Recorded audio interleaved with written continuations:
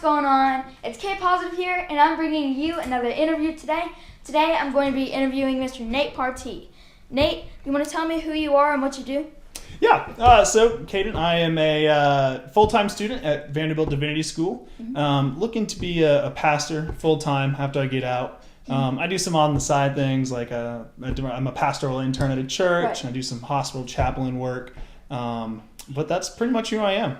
And, of course, you know that this interview is about bullying and how to prevent bullying and how you may have went through bullying and how you overcame it and how you're now successsul. So the first thing I'd like to ask is, have you ever been bullied? I have been bullied. Started around middle school, and it got pretty intense, and then high school things started to go up a little bit slowly. Right. And what kind of bullying specifically did you experience? So this question's actually been perplexing me. I would say that I was socially excluded from events, Right. Which the fancy word is ostracism, which I studied in college a little bit. And so I would say I was ostracized from my peers and my group, and then also had some physical bullying. Yeah. That wasn't as much, but it was definitely still there. Yeah. And how did that bullying make you feel? Well, so that's the thing. I would say there are two different ways I felt. I remember coming home from middle school and just disliking everything about school. Yeah. I hated going to school because that's where the bullies were, but also I hated coming home because I would just experience that loneliness and that sense of just nothing being there for me. And so I would say all during middle school, it was pretty debilitating. Just the amount of loneliness that I felt everywhere I turned. And what's awful about that is from being left out, he experienced loneliness, and loneliness can even be a bully. There's bullies all around us. It doesn't even have to be a person. It can be depression. What kind of things did you do during that time to get through that bullying? And if somebody's going through a similar situation out there, what can you tell them that might be helpful to them? So middle school was when it got the roughest. And then I would say three things happened. One of them was in 8th grade.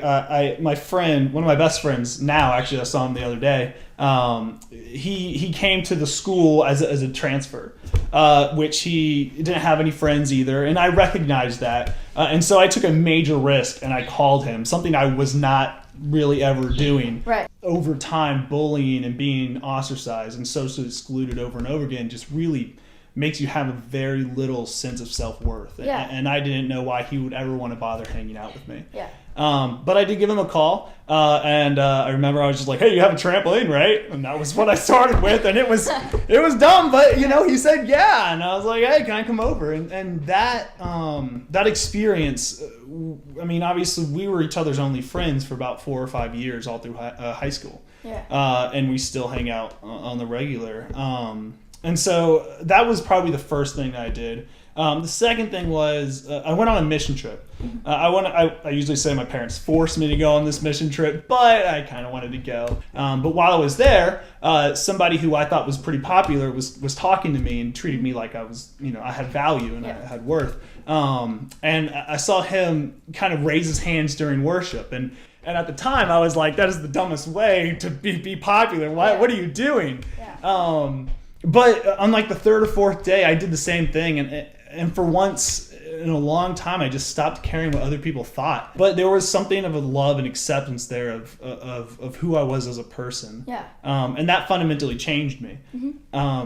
Unfortunately, bullies don't really care too much about that. Yeah. So high school was still difficult. But one of the things in high school that I did was I talked to my youth minister. Yeah. I remember I was very concerned about what people thought of me. I remember thinking in middle school that it didn't matter that I didn't have any friends as long as people thought I was popular. He was very open and understanding, and that dialogue continued. I still talk to him today, and he tried to help me, and it did help. It took a while. It wasn't until college that I feel like I really understood what he was trying to get towards. So find your friend or find your crowd. And I've said that before in a video, but it actually is extremely important. Find your crowd. Find the people that you hang out with, and the bullies that are being toxic to your life, you don't need them. Set them aside from your life and go your own way.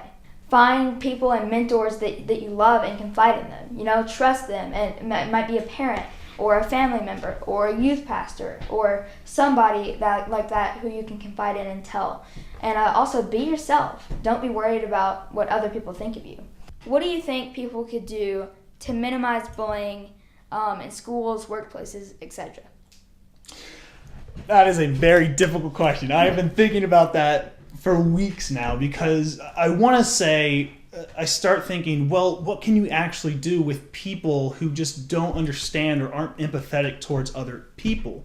Can you teach empathy? Yeah. And I would say that was one of the first things I was thinking about. And I don't know if you can. Mm-hmm. From my research, bullying doesn't really work past college. I mean, or high school. If you went and bullied in the workplace, you would be fired or something like that.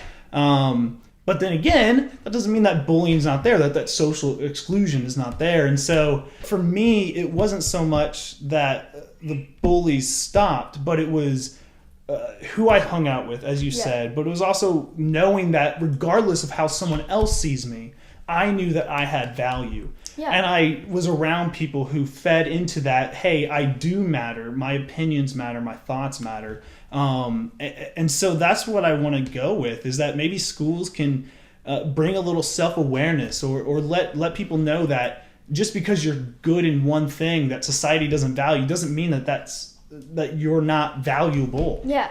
Remember your self-worth. Yeah. And I think how schools can help build that sense of self-worth, I think that's something to consider, I think. Yeah, definitely. Well, that's the interview, everybody. Thank you so much for coming out and meeting with me today. I really appreciate it. You just taking out your time so that I could come and interview you. Really appreciate it, man. Hey, no problem. Have a great rest of your week. Love you. Love you guys. And stay positive. I'll see you guys in the next one.